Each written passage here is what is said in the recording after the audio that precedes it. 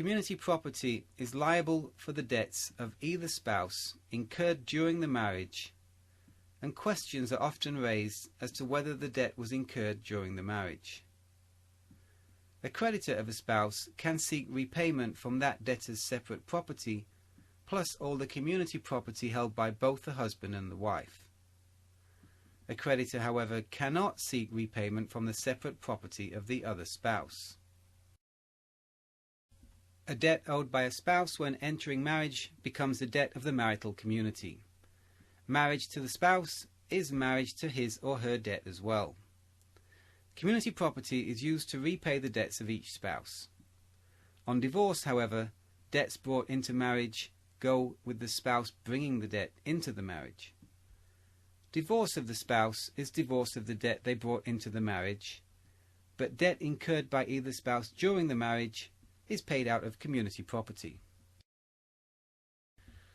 Debts incurred during the marriage are community debts, but debts resulting from illegal contracts like gambling may not be enforced on grounds of illegality.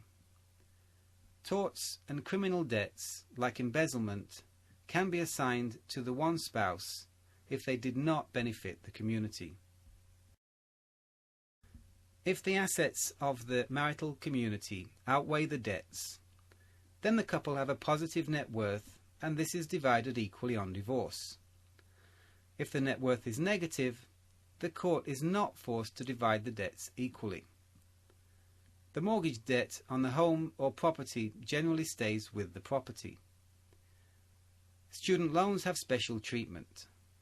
Community payments from community property funds toward education fees are reimbursed in the final apportionment.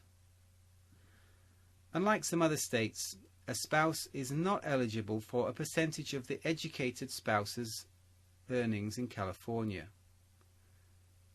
If one spouse went to medical school during the marriage, the tuition fees can be reimbursed to the other spouse upon divorce, but the other spouse does not have a right to share of earnings made from the practice of medicine after the divorce.